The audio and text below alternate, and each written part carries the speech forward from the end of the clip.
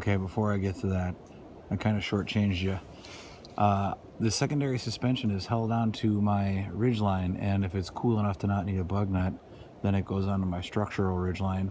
Otherwise, it would go all the way up to my tarp ridgeline, which I run on the underside of my tarp during the summer and around on the top side of it during the winter. So anyway, these little mitten clips, I got, I don't know, a dozen of them for $2 or something on Amazon. And they're metal. They ain't the lightest things in the world, but they're also, I don't know, the size of a cord lock. But I slide the cord lock off, pass the shock cord through the clip, and then put the cord lock back on. And then I can use that to adjust it, and then I can slide the prusik up or down to control the secondary suspension on the Snugpak, which is okay, but it's heavy. So I only bring that when it's really cold because I have this.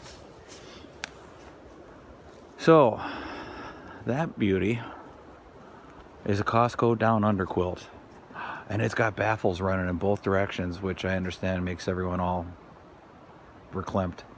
So here's what I did. I got 7 yards of grow gain, which is 6 inches too short. I know that now. I didn't know that then. It's 1 inch wide, and I took it to my tailor, and for $20 on a $20 Costco double black diamond underquilt, I had her sew a channel all the way around both the sides and the ends. So then why the snaps? Because I have a second one where I put male to female snaps.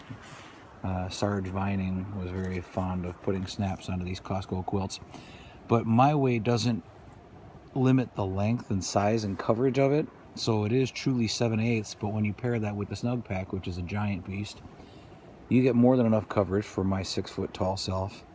Dirty hounds, I've been camping. Anyway, I then did everything else quite conventionally. So at the head end and the foot end, I also had them sew channels, and then I put shock cord into that. So in every other meaningful way, it's just like a hammock gear under quilt. But now, because it's modular, I can take just the one, or I can take both of these suckers with me, and that should get me down to... It could have probably got me down last night on its own. It's a little on the short side. But just these two together, and when I put the snaps in, this is important, when I put the snaps in, I put in a little bit of a differential in terms of where I put the snaps. So on the outer one, they're in off the edge a little bit further than they are on the secondary one. The secondary one, they're closer to the edge of the quilt. This means that there's more loft and more volume on the secondary one. And the Snugpak, because it's notoriously big, it's hanging in the back there now, because it's notoriously big, there's an awful lot of gap to fill. And the Costco down Underquilt modular system, I'll trademark that one, does a beautiful job of filling that. So I still have a usable down quilt that I can use as a blanket or whatever, or modularly put the two of them together, and I bet 45-50 is completely safe at night. And then when used to augment the Snugpak, which means that my pack now becomes pretty darn heavy, I don't know, it still isn't ridiculous. It was a fairly long hike into High Ridge here, and I took a scenic route, so I probably did 5-6 miles putzing around on the way in here yesterday. It's terrific. I watched a lot of YouTube videos. I did a lot of homework, and I've done a lot of putzing and experimenting. So my double black diamond Costco down underquilt, which is $20 each, and I've heard a story that they clearance them out at $10, and when they do that, I'm going to buy a bunch more. But one of those should get me to 60 degrees, no problem. Two of them should probably get me to 45 or so. And then that, augmenting the Snugpak under blanket, which was, I don't know, $40. got me to below freezing last night with absolutely no problems, and I'm quite sure I could have gone further. And then on Amazon, Starry Night, Starry, Starry Night LED string lights.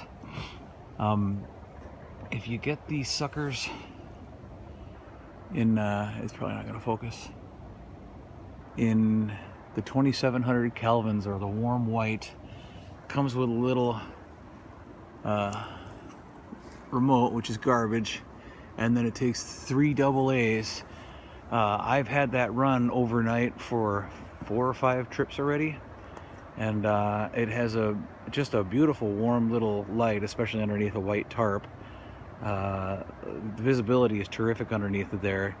It's dim enough where it can serve as a night light, and then I just let the suckers run all night long. So when you do that, oh my God, where am I? When you wake up at 50 years old to pee in the middle of the night, you have some functional idea of where you are.